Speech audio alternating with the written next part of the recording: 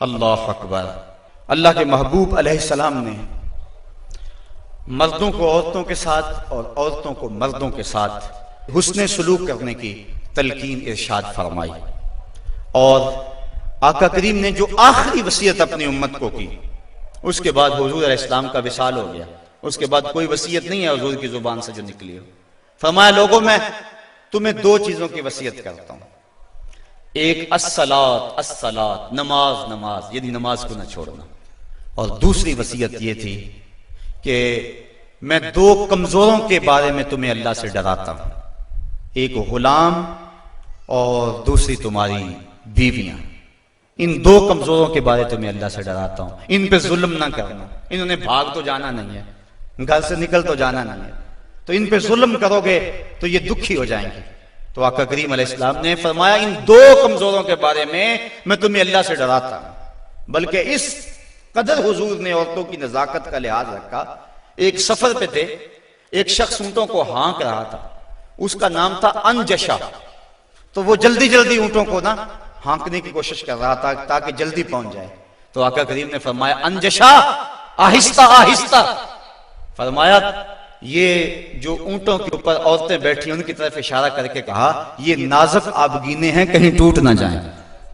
औरतों को नाजुक आबगीने करार दिया। आज हमारे मुआशरे के अंदर घरों में जो जंगो जदल का माहौल होता है और औरतों के साथ जो सलूक किया जाता है, बताओ ये नाजुक आबगीने सलामत रह सकते हैं? हुजूर ने तो फरमाया, अनजशा अपने ऊंटों की रफ्तार को कम करो, कहीं ये नाजुक आबगीने ना टूट जाएं। और फिर सुनो हुजूर ने क्या फरमाया, हुब्बे बाइलिया मिन दुनियाकुम सलास। लोगों, तुम्हारी दुनिया से मुझे सिर्फ तीन चीजें पसंद हैं। रंगो नूर से सजी हुई ये कायनात तुम्हें मुबारक हो। ये बज़्म कवाकब का नूर, ये अफलाक, ये जमीन, ये लहलहाते हुए सब्जे, ये कायनात का हुसन, ये कौसे कज़ा की रंगीनियां, ये बहारों के रंग, ये पर्वतों की कितारें, ये मुरगन गजाएं, ये अनवा अक़साम के फल, जिंदगी का सारा हुसन, ये मौसमों का नूर और रोशनी, सब कुछ तुम्हें मुबारक हो। फरमाया, मुझे तो सिर्फ तुम्हारी दुनिया से सिर्फ तीन चीजें पसंद है। ये नहीं कहा मेरी दुनिया से, कहा तुम्हारी दुनिया से। बल्कि एक हदीस के लफ्ज़ हुजूर ने यूं फरमाया कि मेरी मिसाल ऐसे है तुम्हारी दुनिया के साथ, जिस तरह कोई मुसाफिर गुजर रहा हो और रास्ते में कोई दरख्त हो और वो चंद लम्हों के लिए उसकी छांव में बैठ जाए। तो कहा, मैं तो चंद लम्हों के लिए रुका हूं, और रुक के एक एक लम्हा इंसान को जिंदगी गुजारने का रास्ता बता गए हैं।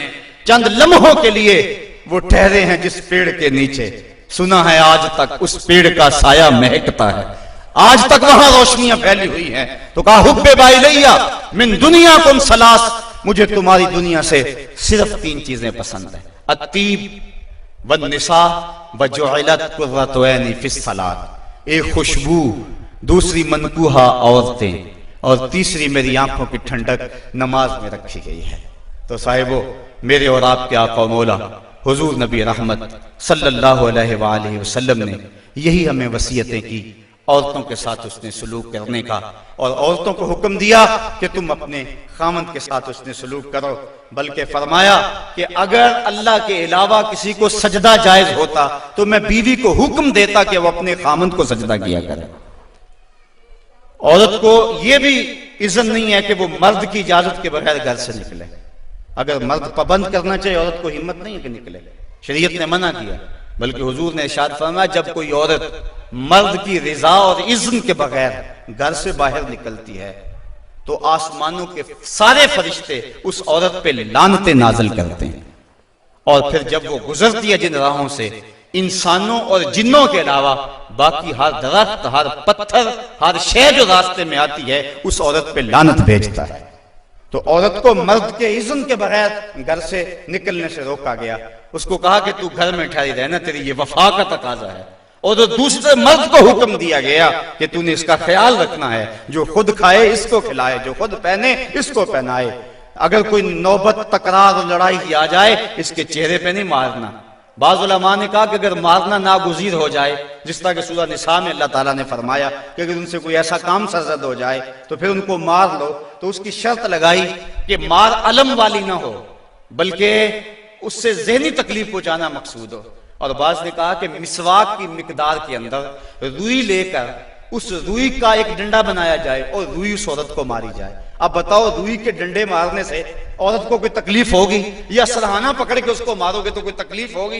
तो मकसद औरत के ऊपर मर्द ने अपने गुस्से को निकालना है, वरना ये एक ऐसा नाजुक आपगीना है कि अगर तुम डंडों से मारने लगोगे, ठुड्डों से मारोगे और जुबान से गालियां देगे तो ये मुकद्दस रिश्ता और ये नाजुक आपगीना टूट जाएगा और घर का माहौल खराब हो जाएगा। वही मियां बीवी कामयाब जिंदगी गुजारते हैं और उन्हीं की औलादें दुरुस्त होती हैं जो इन चीजों का लिहाज और ख्याल रख के मोहम्मद अरबी की सुन्नत सीरत पे अमल करते हैं, और जिन्होंने अपने घर को जंग के नक्शे में बदला हुआ होता है। वक्ती तौर पे वो रोब झाड़ भी लें, लेकिन उनकी जिंदगी के अंदर हुस्न और तमानियत नहीं होता। तो आज मैंने इस नशस्त के अंदर ये चंद बातें आपके सामने रखी।